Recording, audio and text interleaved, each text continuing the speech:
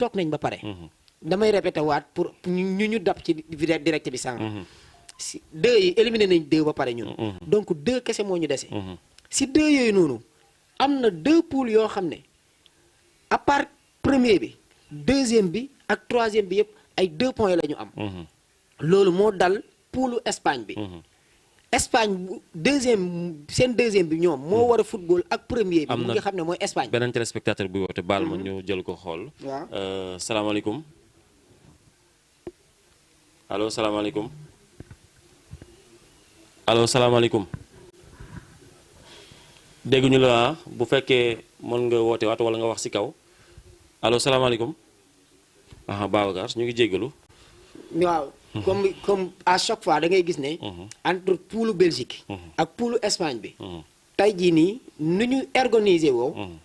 mënuñoo ñaari poule yooyu mënul am 4 points. par exemple troisième bi. mënul am 4 points. waaw parce que Belgique moom mi nga war a football ak Nouvelle-Zélande. Nouvelle-Zélande bu ma juumul moo jël ndaar ci poule boobu. donc premier bi. ak deuxième bi. nga xam ne deuxième bi aussi 3 points la am. 2 points la am. 2 points la am comme Belgique.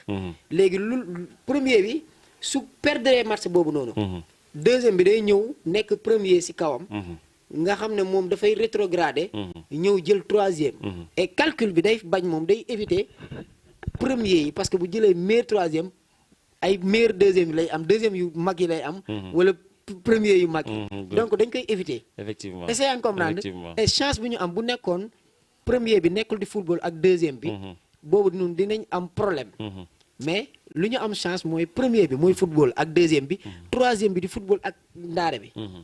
donc kenn du bëgg perdre match boobu. ah oui c'est clair ça c'est clair. moom la ñu gis ci match démb bi Australie ak Paraguay. effectivement dañoo ñëw taxaw. ku nekk di xaar sa morom match nii dañuy qualifié. gaa yi naan combine la. voilà et moom lañ def non amul combine lu gën a simple la. kenn footballul quoi parce que effectivement kenn bëggul woon jël ay risques.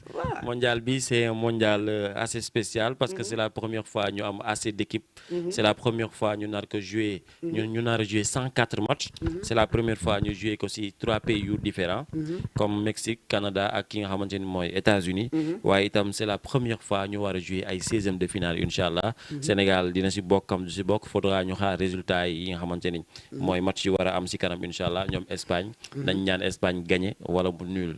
ak ki nga xamante ni moom mooy Cap-Vert. nañ ñaan bu mu ñàkk moom it. donc ak yeneen match yi nga xamante ni war na am ñoom Belgique et cetera. actuellement Sénégal tey avant match bi di commencer suñu chance yi demoon na ba 10%. mais là yéegaat na mën nañu ne ba 80%. parce que li des pour ñu qualifier mën naa ne bëreetul. bu la neexee nga yokk ci 19 def ko 99%. Sénégal qualification bi dafa instant bi dafa leer. dafa leer kay dafa leer. ñun par exemple avant parce que dernier match bi. yaa ngi poule yi mujj yi 4 heures du matin 3 heures la ñuy war a football non. day am match 1 heure du matin ak match 3 heures du matin. et ñaari poule yooyu noonu mooy à savoir poule Belgique bi ak poule Espagne bi. poule yooyu noonu balaa avant 5 heures du matin bu gars yi di julli fajar. bu ñu neexee ñu jóg jubilé. et tey suba samedi la. suba samedi la tey la vendredi. dañuy veillé seetaan ba fajar dañuy ñëw seetaan. supporter Espagne. tey dañuy supporter Espagne. Mamadou Dan tonton Dan mi ngi ñuy message léegi ne mi ngi ñuy seetaan en direct ñu ngi koy bëggee. ñu ngi koy bëggee bu baax suñu grand boobu noonu. oui tons maa ngi lay bëggee bu baax a baax suñu tons la voilà xoolal. comme par exemple bu ñuy fajar bu jotee. ne tey non dama bëggoon wax ne tey dañuy supporter Espagne. dañuy supporter. Cap-Vert. Cap-Vert ak Égypte damaa jóg Égypte dañ koy supporter aussi. tey dañuy supporter Égypte. Égypte suñu naataangaloo ba pare ñun ay africains la ñoom ñooy les rois d'Afrique. ñoom ñooy les rois d'Afrique am nañ quand même sept trophées yoo xam ne mooy loolu. et aussi ñoom gëjoon nañ c'est la première fois aussi ñu def seen exploit yu mel nii quand même. si coupe du monde. voilà si coupe du monde bi si coupe du monde bi. gis ngeen noonu le classement. ni ngeen ko gisee des troisièmes du groupe si kaw Suède moo fa nekk gum démb moo gagné topp si Équateur moom moo gagné Allemagne ñoom ñëpp 3 points la ñu am topp si ki nga xam wala 4 points waaw 4 points. 4 points la am moom Suède Équateur am 4 points ki si topp kan la Biélorussie la wala kan Paraguay topp si am 4 points aussi. Sénégal ñëw Sénégal moo jël paie en tout cas moom si ñi am 3 points.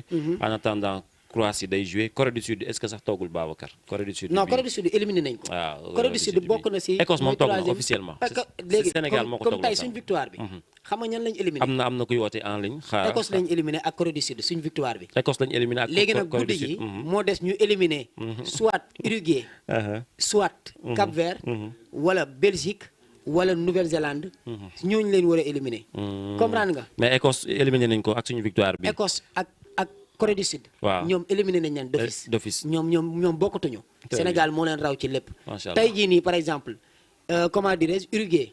suñ réussiroon def match nul. ak Espagne. éliminé nañ ko. bu nekkee Espagne di ko dóor. xayrun mooy gën si ñun. te ñun loolu lañ gën a bëgg. Espagne dóor Uruguay.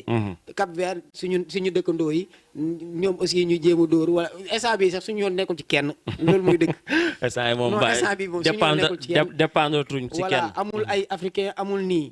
RDC bu ko Ouzbékistan mu ne def ak moom match nul suñu arrangement la.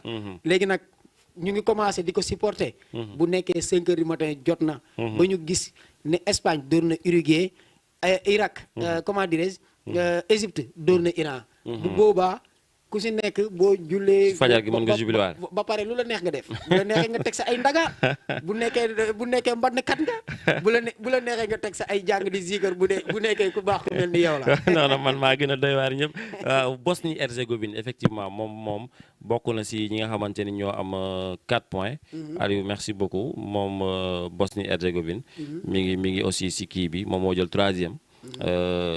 kii ko jiitu di Équateur ak Suède ummi depuis université mi ngi message mi ngi seetaan ummi sama waa ji ummi Dieng borom Kayaar borom jën yi mi ngi seetaan nee na baat bi daal dee moo tax duggul am na keneen ku ma message aussi ne bëggoon na dugg mais mënul dugg en tout cas ñu leen di bëggee di leen kontaane yéen ñi nga xamante ne yéen ñu suivre actuellement ñoom tonton Dan mën ngeen woote ba tey pour joxe itam seeni réaction par rapport ak match bi Babacar si match bi Ismaïla Sarr baat na record Pape Bouba Diop nga xamante ni moom rek moo nekkoon sénégalais bu mos a dugal 3 buts dans une édition de coupe du monde.